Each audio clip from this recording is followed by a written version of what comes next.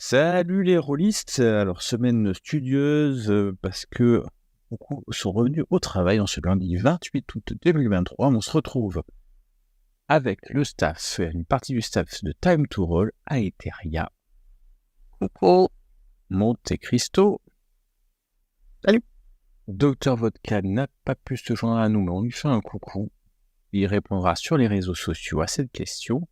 Et moi-même, Kylian, votre serviteur. Alors aujourd'hui, nous allons répondre à la 28e question de RPGED 2023. Je vais vous montrer la question in English. The scariest game you've played. Donc le jeu le plus effrayant, la partie la plus effrayante que vous avez pu jouer dans un JDR. D'accord ? Eh ben, moi je vais commencer. Je vais me permettre de commencer parce que je vais être très très clair. Je n'ai, je pense, jamais eu peur ou terrifié dans un JDR. C'est pas un sentiment que ça m'a déjà donné. Autant un film d'horreur peut me surprendre et avoir très peur, c'est-à-dire avoir vraiment quelque chose de très profond. Autant j'ai pu avoir des malaises en partie, des malaises en lisant des jeux. Je vais prendre Cult par exemple, qui peut être malaisant. Dans sa première édition. Des anciennes éditions, je trouve que la dernière, première édition, assez malaisant. La première édition, elle était costaud. Mais non, je suis pas effrayé. Ça me voilà. Et alors, je dis pas que je suis un homme sans peur, parce qu'il y a des choses auxquelles j'ai peur, mais pas sur le JDR. C'est pas en plus quelque chose que je recherche. C'est-à-dire que je vais pas rechercher à être effrayé dans un JDR, parce que je considère que c'est pas le média qui est approprié à m'effrayer.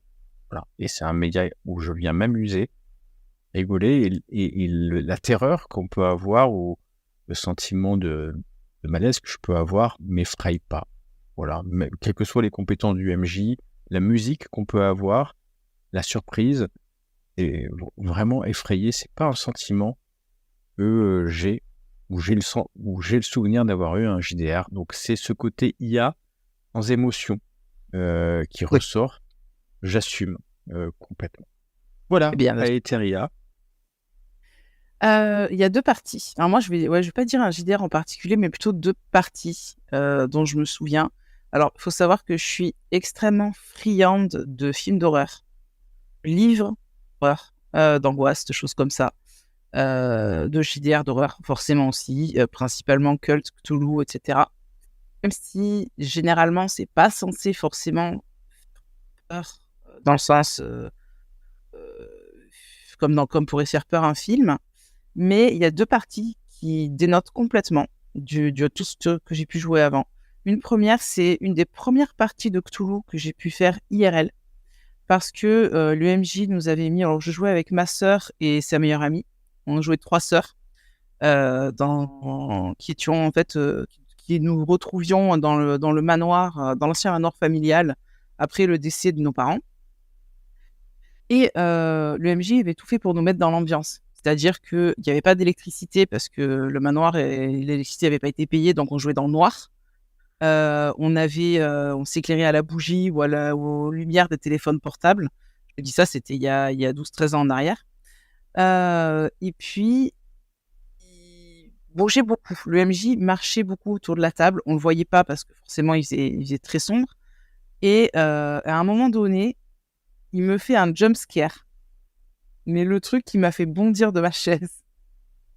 Et c'était amené dans la partie, en fait. C'est-à-dire que c'était dans le scénario qu'il avait écrit, où il y avait un truc vraiment qui était censé me faire sursauter. Donc, au final, il a très bien joué le truc parce que j'ai sursauté pour de bon. Ça a été vraiment une partie où j'ai flippé, peut-être que pour ça, mais vraiment, ça m'a vraiment marqué. Et puis, là, actuellement, je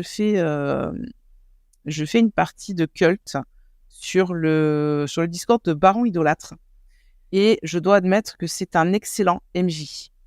Pour la simple et bonne raison qu'il nous met bien dans l'ambiance, que ce soit par son élocution ou par des musiques, par une soundboard également, qui fait qu'on est vraiment dedans. Quand tu dis, vous commencez à entendre des pas dans dans les herbes hautes, et ben on entend vraiment les bruits de pas qui marchent et tout ça. Et comme on est 3 joueurs, on est tous les 3 très studieux et très sérieux pendant la partie, ben je suis à fond dans mon personnage et je vais pas dire que ça fait peur, mais je ressens l'angoisse de mon personnage. Et je trouve que ça, c'est quelque chose que je recherche quand je fais du jeu de rôle. C'est vraiment de ressentir les émotions de mes personnages. Et je trouve ça très bien fait. Donc, merci Baron. Franchement, merci à toi pour me permettre de jouer ça. Et j'ai hâte de reprendre les parties du coup, de road trip, comme nos trips. Voilà. Vivement qu'on reprenne ça. Et Monte Cristo. Alors, moi, je vais faire une petite... donc, je vais prendre une petite mention quand même par rapport à ce que tu m'as dit, parce que ça m'est monté à l'esprit par rapport à ce que tu as dit. L'utilisation du son sur les jeux en distanciel et tout ça. Ouais. T'as Nico Takian qui nous a mis une ambiance sonore qui était très bien travaillée. Surtout, ça, c'est quelque chose qu'il avait très bien Ouais. fait. Et je trouve qu'il nous avait bien aussi plongé dans l'ambiance, c'était très très sympa. Donc je vais faire une petite mention pour nous mettre dans l'ambiance. Après, je suis un petit peu comme Kylian, c'est dur d'avoir peur. Par contre, j'arrive à projeter un petit peu mes sentiments, comme tu disais, donc peut-être une petite angoisse ou un petit malaise, mais tu sais, Ouais. juste ce qu'il faut pour que ça soit C'est pas vraiment ludique, la grosse peur, quoi. que ça soit ludique, que ça soit Ouais. entre guillemets agréable et que ça C'est aille ça. dans le sens du jeu. Et donc ça, c'est vrai que c'est sympa. Donc je vais lui faire une petite mention là-dessus parce que c'est une très très jolie partie. Mais sinon, là où j'ai eu vraiment peur, c'était sur Vampire, mais Vampire Mind Eye Theater. Donc c'est un petit peu du semi-réel où on a fait. Donc je me suis retrouvé dans semi-réel, c'est entre la soirée enquête, on va dire, évoluer semi-réel dans le Pierre Mascarade. C'est un petit peu plus compliqué, mais c'est ça, grosso modo. Et à un moment, on s'est retrouvé avec une amie, on faisait partie de la même coterie, on s'est retrouvé dans un couloir et on est tombé face à face avec une personne malkavienne qui avait une bougie comme ça, couloir étroit, il y avait juste la personne avec la bougie comme ça, qui l'éclairait juste comme ça, et on le soupçonnait. C'était une personne qu'on soupçonnait de diablerie, en fait. On s'est retrouvé là-dessus. Donc on se tombe face à lui et il s'est mis à chuchoter comme s'il entonnait, comme s'il cantait quelque chose, comme ça. Et on sait que c'est un malkavian, mais là, il avait les yeux comme ça, tu vois, un peu comme ça. Et il commençait à chuchoter. Il se rapproche de nous doucement. Et tout d'un coup, il s'est mis à courir avec la bougie comme ça, en hurlant comme un truc. Je vous jure, je suis parti en courant. Bonne nouvelle, ma virilité n'en a pris aucun coup, parce que ma compagne qui était à côté de moi, la jeune femme elle courait plus vite que moi, pour le coup, j'étais cuit. Mais je ne peux pas lui en vouloir. J'étais terrorisé vraiment. Je suis parti en courant. Je pense qu'on a fait un... Et je pense qu'on a réveillé, c'était dans une MJC à l'époque. On a réveillé la MJC, enfin les gens qui jouaient avec nous sont arrivés assez vite. On était quand même assez loin, mais ils étaient à un étage à l'autre bout. Je vais vous dire qu'ils appliquaient à une vitesse. Et nous, on est partis. Vraiment, on a eu peur ce soir-là. Mais pas une vraie peur, mais on était tellement dedans. L'ambiance était tellement bien faite que, ouais, on a eu peur. Et lui, il était mort de rire. Après. Mais sur le coup, c'était un joueur extraordinaire. Il a très bien joué son rôle. Ouais. Et il a continué surtout. C'est-à-dire qu'intérieurement, il était mort de rire, mais il était dans son rôle. Et c'est ce qu'on demande après tout. Du théâtre. Et c'est vraiment ça. c'était vraiment du théâtre. C'était très agréable. Très, très agréable et très, très bien fait. Voilà.